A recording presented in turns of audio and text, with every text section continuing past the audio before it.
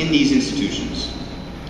The United States will support substantial reforms to make the institutions more representative of the changes in the balance of economic strength in the global economy over the last few decades, and more effective in encouraging stronger economic and financial policies across all members. The Inter-American Development Bank will have to play a critical role as part of this global effort to confront the crisis. There is no simple or uniform prescription to the challenges we each face in our countries at the national level. And the IDB has a unique ability to help countries implement tailored programs to help restore sustainable growth. The IDB was the first multilateral development bank to create a crisis response facility through the Liquidity Facility for Growth and Sustainability. Bank management has also moved swiftly to expand its trade finance facility to fill the gap created by the withdrawal of private trade finance flows from the region. The damage of this financial crisis, as in all financial crises, falls most heavily on the most vulnerable. And the IDB has a special role to play in addressing the special needs of its poorest members, those suffering from the effects of sharp declines in exports, in remittances, and foreign investment. We welcome the actions to increase assistance to Haiti, and we will strongly support additional actions to mobilize support for the poorest countries. In this respect, I would like to welcome China as a member of the IDB and to recognize China's substantial contributions to the Fund for Special Operations, the bank's concessional lending window. Now, we would like to see this bank move further.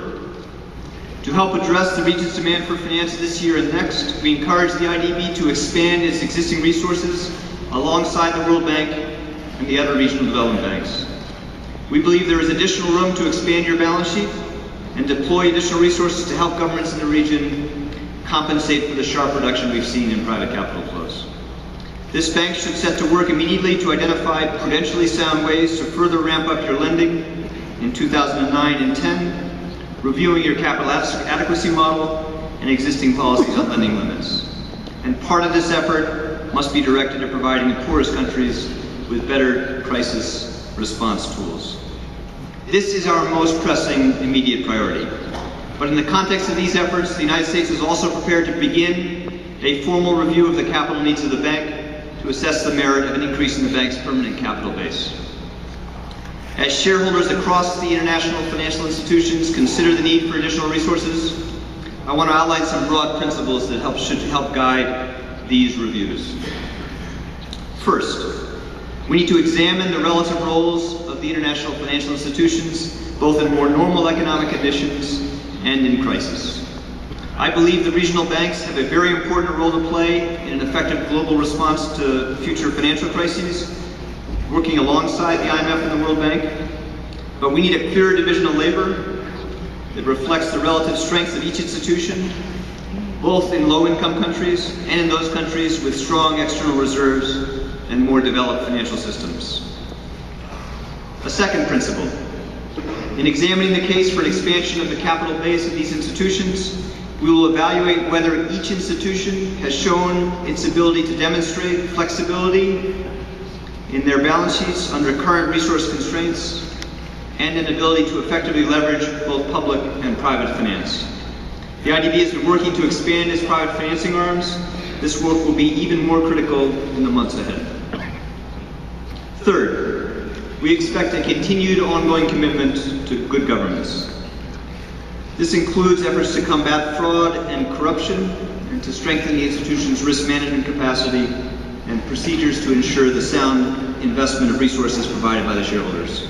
This bank, along with all the international financial institutions, must seek to demonstrate adherence to the highest possible standards.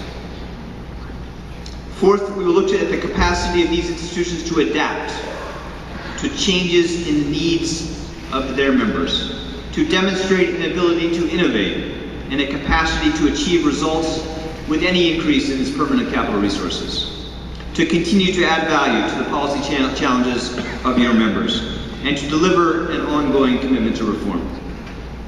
Just to cite one example, a key focus of any additional resources for the IDB should be for critical infrastructure, with appropriate risk sharing and engagement with private and subnational, sub-sovereign partners. Another important focus, of course, should be to promote environmentally sound policies and projects. And finally, a final principle, For those institutions with concessional and grant windows, we want to see greater focus on the needs of the poorest countries. Now let me conclude by saying we will work with you. We will listen to your proposals with an open mind. We will engage with respect and appreciation for the different challenges confronted by all your members and the different solutions that will be necessary to address those challenges. I think we should all be encouraged by the strength of the global response to the crisis we've already seen. We need to all act together, and we need to make sure we sustain that commitment for the duration of the crisis. It has been an honor for the United States to serve as chairman of the Board of Governors of the IDB and the corporation over the last year, and I congratulate you on 50 years of support for development. Thank you very much.